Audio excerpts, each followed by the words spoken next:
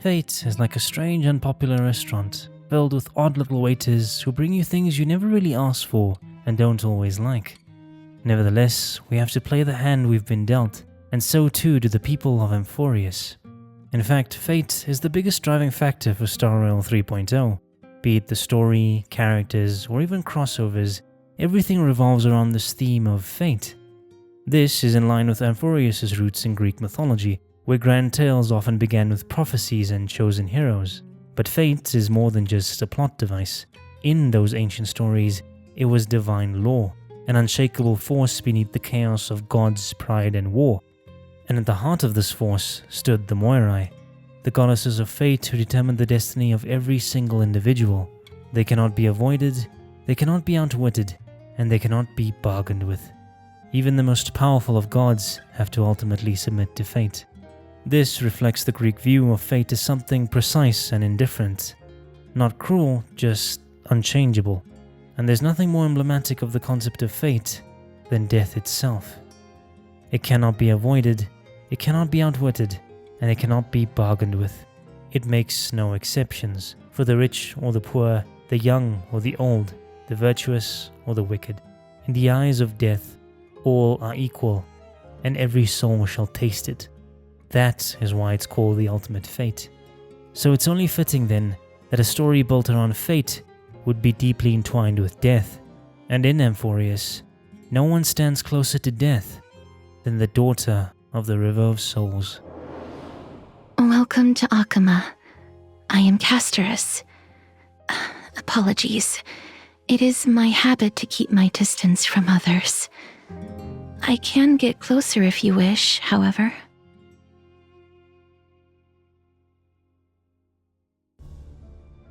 From the moment Castorice enters the story, there's an unmistakable weight to her presence, something that sets her apart. She doesn't just represent death narratively, she embodies it through her design and concept. Visually, the most obvious connection to death would be her weapon, the scythe. Originally a farming tool used to harvest crops, the scythe became a powerful metaphor for death. Just as a farmer cuts down crops, so too does the Grim Reaper harvest lives. This imagery became especially strong during times of mass death, such as the bubonic plague of the 14th century. Thus, the Grim Reaper and his scythe became inseparable from death. Another prominent aspect of Castorice's design is the array of flowers that decorate her dress, artwork, and animations. Across nearly every culture in the world, flowers have been intimately tied to death, used to mourn, remember, and honor those who have passed on. At funerals, flowers are offered, left on graves, and placed on altars. Practically, they were used to mask the scent of death, but sentimentally, I believe that flowers are used to express unspoken emotions, grief that can be too heavy for just words. Death means different things for different people, which is why, rather than having a singular type of flower, Castorice is adorned with an assortment of different species, including daisies, snapdragons, anemones, poppies, and periwinkles, all of which are layered with deep meanings like eternal remembrance, sorrow, and longing. There are also smaller details in Castorice's design that give off a sense of death. The lines on her upper torso, along with the pale colors, make the neck of her dress look like a skeleton. The texture on the midsection of her clothes look like wrapped mummified bandages, and even her hair, when seen from the back, resembles a ribcage. These details might not hold deep meanings, but they are clever atmospheric touches that reinforce a connection to death. What isn't very relevant to the topic of death, though, is the clear Victorian maid aesthetic that runs through her design. Elements like the detached collar, frilled apron, corset, and decorative bows seem oddly out of place and extra when compared to the rest of her outfit. Even some of her idol animations have her folding her hands like an attendant. The choice feels rather anachronistic, because why would a death-related character inspired by mythology be dressed as a 19th century maid? And maybe we can find the answer to that when examining the mythology in question. During my days in Idonia, I wove dark blue antler flowers into beautiful wreaths with everyone else. We then placed them onto the dead soldiers' heads and watched as the bodies floated down the River of Souls. And so it went, day after day. It's no secret that Amphoreas draws heavily from ancient Greek mythology, and Castorice is no exception. She bears the title Daughter of the River of Souls, which holds a significant place in Greek culture. In the mythos, the River of Souls refers to the 5 rivers that flow in the underworld, each tied to death and the soul's journey. The most famous is the River Styx, meaning hatred or abomination, and it's the first river leading into the underworld, serving as the boundary between the world of the living and the dead. According to tradition, when a Greek man or woman died, their family would wash their body and place a coin in their mouth, payment for Charon, the ferryman of the dead. And only with this payment would Charon ferry their souls across the River Styx, beginning their journey into the underworld. This ritual actually mirrors a key moment in Star Rail, as in Amphoreas, there is a city at the entrance of the underworld called Styxia, and in order to reach it, the trailblazer has to pay with a special coin. However, the mythology becomes much more complex in regards to the nature of these rivers. As mentioned earlier, 5 rivers lead into the underworld, each presenting the soul with a trial before it reaches its final destination, though a soul doesn't necessarily have to go through all of them to find rest. The first, of course, the River Styx, symbolizes the finality of death and the severance from life. Next comes the River Akron, the river of pain or sorrow, representing the soul's emotional transition from the world of the living to the dead. The River Lethe offers forgetfulness, allowing souls to erase their memories in preparation for reincarnation. The River Plagathon stands for divine punishment or purification. And lastly, the River Castorice is tied to mourning and the place of lost souls. Together, these rivers capture how the Greeks imagined death, not as a simple end, but as a complex journey the soul must travel before finding a place to rest. Thus, when Castorice is called the daughter of the River of Souls, it carries far deeper meaning than her being a simple killer. Death is a unique journey for each person, and Castorice embodies the spectrum. She can be a merciless executioner or a compassionate savior, granting those she meets either torment or peace. These parallels become even more interesting when learning the titan she pursues in the story is called Thanatos. In Greek mythology, Thanatos is the personification of death, a god who represents the inevitable end of life. But unlike the violent deaths brought about by war or plague, Thanatos is associated with a gentle passing. He doesn't cause death, he just guides souls to the underworld when their time comes. Unlike the other gods who punished or tormented people, Thanatos wasn't feared, because everyone understood that death was inevitable. In a way, he was kind, making sure the dead wouldn't wander alone. In the story, Castorice's powers, like Thanatos, are associated with a peaceful ending, more like fading into an eternal sleep than suffering a violent death. This nature is similar to Thanatos' twin brother Hypnos, the god of sleep, as both deities reflect the belief that to die is to merely sleep forever. However, Thanatos and Hypnos are not the only twins in Greek mythology who inspire Castorice's lore. The name Castorice is a feminine variation derived from the name Castor. In Greek mythology, Castor was the twin brother of Pollux, and together they were celebrated as heroic figures in countless myths and legends. However, where Castor was a normal human being, his brother Pollux was immortal thanks to the meddling of Zeus. As life goes, eventually Castor passed away, and Pollux, devastated by his brother's death, appealed to Zeus to share his immortality with Castor. Zeus then granted his wish, transforming them into the constellation Gemini. In many versions of the myth, they were allowed to alternate their days between Mount Olympus and the underworld, symbolizing a bond that transcended mortality.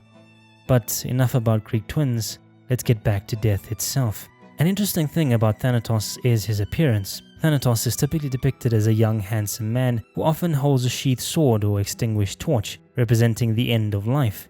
In some depictions, he appears in black robes, and in others, he's shown to have butterfly wings.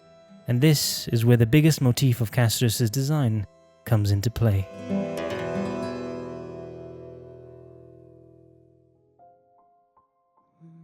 I set out once more in search of Thanatos. It was a long, long journey. I heard so many discussions about death along the way. Life finds meaning in death. The world improves because there is an end. It seems the most terrible darkness in this world. Everyone talks about its heavy weight. Some resist it, some worship it, and some even revere it. How did a disappeared titan become the deepest fear of humankind? And why do they haunt my dreams? I continued my travels to seek an answer. Initially, I was running away. Then, I started searching for it. And now, at the end, I just want to know if my touch, if my embrace can do more than taking things away. Can I make anything? Can I leave anything behind? Castorice's design is defined by butterflies. You can find them in a splash art, the decorations in her hair, the center of her collar, the band on her arm, the bow on her wrist, the pattern of her gloves, the pattern of her stockings, the vamp of her heels, the symbols in her kit, and the shape of her dress, which is structured to look like butterfly wings. But what exactly do these butterflies symbolize? In Greek, the word psyche holds a double meaning, soul and butterfly. This wasn't just poetic wordplay, it reflected how the Greeks perceived the soul's nature. Just as a butterfly undergoes metamorphosis, transforming from a crawling caterpillar to a chrysalis before emerging with wings, so too did the Greeks view existence, a cycle of life, death, and spiritual rebirth. Because of this nature, the butterfly was seen as a messenger between realms, a bridge between the living and the dead. And thus, when we look back at the imagery we've covered so far, we begin to see a common theme that links every aspect of Castorice's design. The river Styx, the Grim Reaper, Thanatos, and even butterflies. None of these are direct causes of death. Rather, they all serve as guides or paths that assist people in their journey to the afterlife. This even goes to explain her maid attire. Castorice is not death itself, she is death's attendant, a helper that smooths the transition from one world to the next. Her role isn't to kill, but to serve. Just as a maid cleans and prepares a house, Castorice prepares the soul for its final journey. A journey that many may be too scared to take. For many, death is a terrifying concept. Even the word makes you think of this endless dark void with nothing but silence. Many are taught to see death as this final war, and the moment when we stop breathing is the moment our story ends. But what if we shifted our perspective? What if, like the Greeks, we saw death not as a final war, but as a door? After all, life is full of transitions. Winter melts into spring, mountains crumble into sand, and youth gracefully fades into age. Even science teaches us that matter and energy cannot be destroyed, only transformed. Nothing in life is static. So why should we believe that death is the one moment where life is replaced with nothingness? If all of nature follows this endless cycle of change and renewal, wouldn't the most logical conclusion be that death too is simply another change in the soul's journey? Perhaps what we fear at the end is really just a transition we don't understand. After all, a caterpillar doesn't disappear when it becomes a butterfly, it simply takes on a new form. And when that moment does come, we won't have to face the unknown alone. Instead, we'll find a guide waiting, a gentle presence offering not a cold embrace, but a reassuring smile as she lights the way to our next journey.